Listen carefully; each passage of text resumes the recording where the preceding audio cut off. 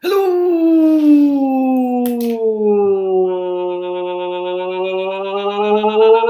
algebra students, Mr. Lawrence here, and we're going to continue the video we started the night before. Yes, we are.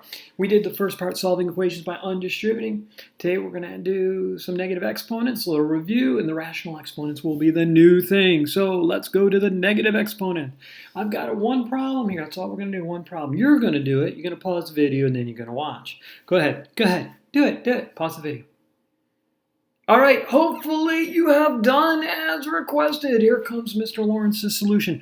First thing I like to do is I like to get rid of this negative out here. It bothers me. Negative exponent means to use the reciprocal. So I will use the reciprocal of what is inside the parentheses.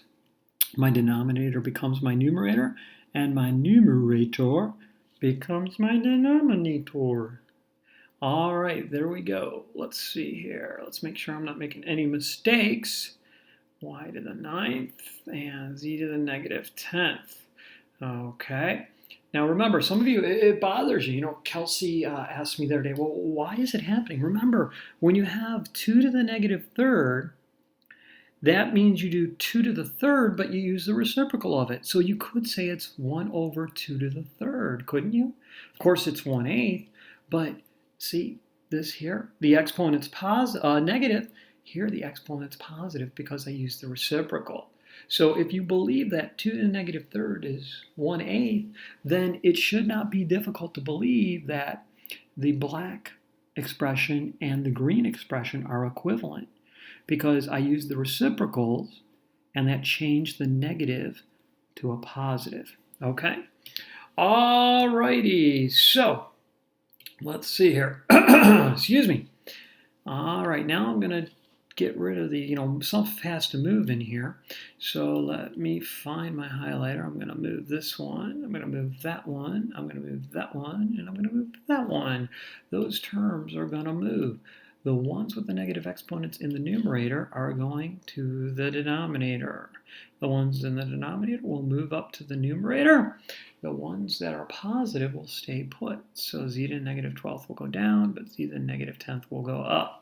So I'm going to rewrite this as 28.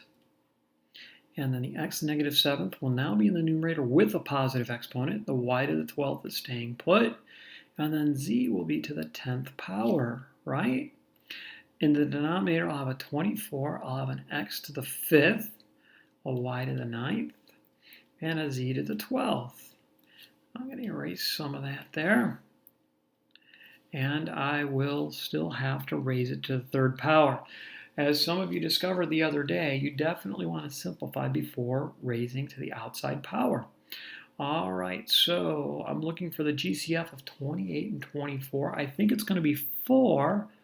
Am I right? Yeah, 7/6. 7/6. X to the 7th over x to the 5th will be an x squared, and they'll be in the numerator. Y to the 12th over y to the 9th will be a y cubed, and they will be in the numerator. And then z to the 10th over z to the 12th will be a z squared, but it'll be in the denominator. Why? Because there are more z's in the denominator, so when I cancel out, the leftovers will be downstairs. All right, that'll be raised to the 3rd power. So I got to do 7 to the 3rd power, which, I want to say is 343. Let me double check that. Yes, I'm correct. All right. I need to do an x squared to the 3rd power. Well, that's x squared times x squared times x squared, which would be x to the 6th. And a y cubed to the 3rd power, which is y cubed times y cubed times y cubed, which is y to the 9th. I got to do 6 to the 3rd power, which I believe is 216. And then z squared to the 3rd power, which would be z to the 6th. Hey, by the way, are you wondering, should I try to simplify 343 and 216ths? Well, hopefully you're not. I mean, if you thought about it, I'm glad you did. But if you realize how I got both those numbers, I've got 7 times 7 times 7, and in the denominator I've got 6 times 6 times 6. Is there anything that's going to simplify here before I multiply them together? No, there's no common factors other than 1. There's nothing to cancel out. Therefore, after I multiply them, there can't be a common factor. So this is as simple as it gets. Okay, my answer is right here. If you're having trouble with that, please make sure you're coming in for help. All right, let's go on now. Before we talk about these rational exponents, remember in the first video, the one the night before, I mentioned rational exponents being, raised to a fraction. Let's quickly review. 4 cubed is 64, and 4 squared is 16, and 4 to the first obviously is 4, and that 16 just looks terrible. And it looks a little bit better that way. All right, and then 4 to the 0 was 1, right? And then 4 to the negative first was 1/4. And 4 to the negative second was 1/16. And 4 to the negative third is just 1/64, right? Notice I used the reciprocal of the 4 cubed, 4 to the squared, and 4 to the first. I just used reciprocals.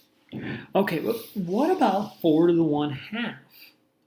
That's kind of a strange one. It's not what you're going to guess, but chances of guessing and getting the right answer are probably pretty small. So let's think about 4 to the 1/2 for a second. It's hard to wrap our brain around it. What would happen if we squared it? Wouldn't that be the same as 4 to the 1/2 times 4 to the 1/2? Okay, hold on to that thought for a second. Now, I want to know if you know the positive square root of, let's go with 100. The positive square root of 100. Most of you will tell me it's 10. And why will you say that? What's your justification? You'll say 10 times 10 is 100. Take the same number, multiply by itself, and I get that number. Therefore, 10 is the square root, right? Hey, how about the square root of, say, 81? Well, the positive square root would be 9, and I'll say y, and you'll say 9 times 9 equals 81, right?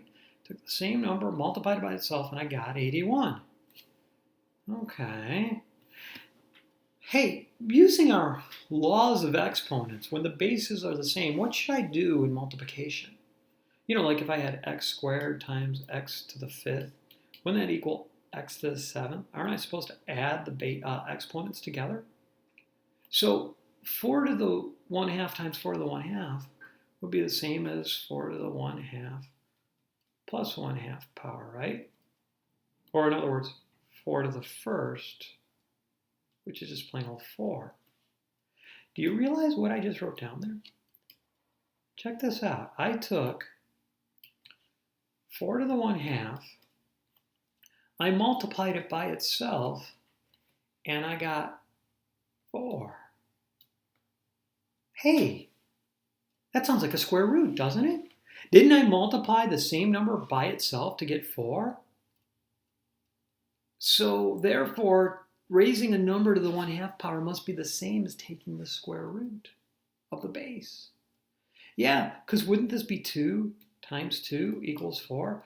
Therefore, I can say 4 to the 1/2 is equal to 2. Look at that right there. And right there. I multiply 2 times 2 to get 4. If I multiply 4 to the 1/2 by 4 to the 1/2, I get 4. Therefore, 4 to the 1/2 power must be 2. The 1/2 power must mean take the square root. Hey, let's look at another one of those real quick. All right, let's say I want to do, I don't know. Let's go with 49 to the 1/2 power.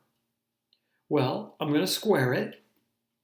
And if I square it, I'm going to get 49 to the 1/2 times 49 to the 1/2, right? And that's going to equal plain old 49 to the first. Well, what number do I multiply by itself to get 49? 7. 49 to the 1/2 power must equal 7. If you don't believe me, check it on a calculator. Okay. How's that going to work with a negative, or excuse me, with a different number, like say to the 1/3 power, like 27 to the 1/3 power? Well, it works the same way. Now, I'm going to take 27 to the 1/3 power. Oops. Let me rewrite that so it looks a little bit better. 27 to the 1/3 power going to square it. I'm going to cube it. Why I'm going to cube it? Because I want it to end up with an exponent of 1. So I'm going to go 27 to the 1/3 times 27 to the 1/3 times 27 to the 1/3, which would be the same as 27 to the 1st, right? So what number times itself again, or what number multiply, 3 of what number multiply together get me 27? Well, that's a cubed root.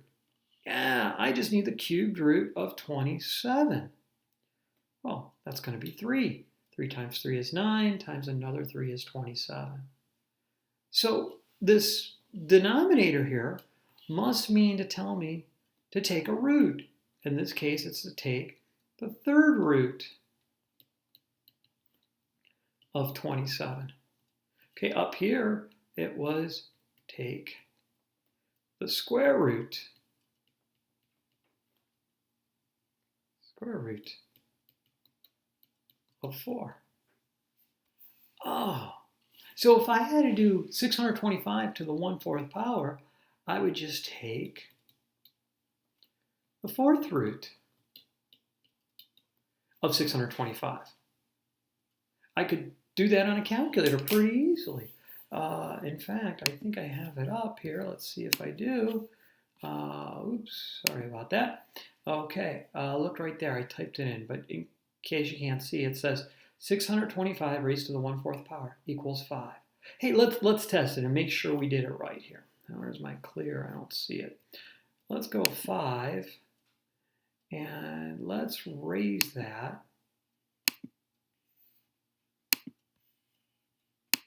5 to the 4th power. If I did it right, I should get 625. And look, there you go, 5 to the 4th is 625. So all we did was take something to that root. So let's try a couple here. Pretty easy stuff. Now, I didn't do any with fractions, like 3/2 improper fractions or fractions other than with a numerator other than 1, but it's really easy. The denominator means take that root, right? Take the root. So what I'm going to do is I'm going to take the square root of 64, the positive square root. And so I'll get 8, but then there's still a 3 up here. So I'll have to do 8 to the 3rd power, which is 512. See, I took the square root, because there's a 2 in the denominator of the exponent, and then I cubed that answer. So let's try number 2. I take the cubed root of 125, which is 5, because 5 times 5 times 5 is 125. Then I have to square that answer, and I will get 25. Well, this is pretty easy stuff. I'm going to take the 4th root of 16, which will be 2, and I'll raise it to the 5th power. That will be 32. All right, this one here, I'm going to take the square root of 16, which is 4. I got to raise it to the 7th power. Ooh, that's going to be a big number. That is going to be a big number. Let's see if I can figure out some of it here. Well, I know 4 times I'm going to need this, right? I don't know if I'm going to be able to do this on my head. I'm going to give it a shot. I like exercising my brain. So I know that's 16, and I know that's 16, and I know that's 256. Okay, so I still have to do this. Now, I don't like to multiply by 4, so I could really think about this as 2 times 2, 2 times 2, and another 2 times 2. And it might be easier. So I'm going to double 256, and I'm going to get 512. That takes care of that too. And I'm going to double that. I'm going to get 1024. And I'm going to get 2048. I'm going to double that. I'm going to get 4096. Takes care of that one. Now I'm going to double that. It's going to be 8. Well, I'm going to go to 992. I believe that's right. Then I got to double that. 4, 8.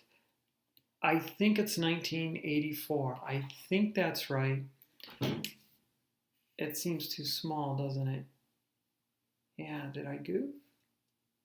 Yeah, I sure did. I sure did. All that fancy smancy doing this, and I left some numbers off, didn't I? I doubled 2048, and I got a number smaller than 1,000. Come on, Sean, you're supposed to tell me when I make that kind of mistake. All right, let's try this again. All right, so this is going to be 4,096. That looks a lot better, but I lost my place. So 512 is there, right? And then 1024, and then 2048, and then 4,096. Now I have to double that, and so I'm going to get 8192. Yeah, okay, and I'm going to double that, and so I'm going to get 4, 8, carry the 1, will be a 3, and then a 16. That looks a lot better. I don't know if it's right, but I'm still going to go ahead and verify it. You can verify it as well. I was going to do 4 to the 7th power, and it is 16,384. And, you know, I don't mind making mistakes like that in front of you guys. It just shows you that you don't have to get bent out of shape when you make a mistake. Learn from it. I mean, it's okay. The best part of math is making mistakes. Sometimes it leads to our best discoveries. All right, let's get to the video quiz. Video quiz will be simple, just 2 quick problems today. I am going to have you take 121, and we're going to raise it to the 3/2 power. All right, so I want to know what it equals. If you have to use a calculator, that's fine, but show a little bit of work. Show me, you know, take the square root first. By the way, always take the square root first. Okay, and then let's go with, say, 256. Let me just check that real quick. 6. Yeah, and let's raise that to the 5/4 power. Okay, there's your lesson for tonight. Mr. Lawrence signing off. Have a good night, everybody.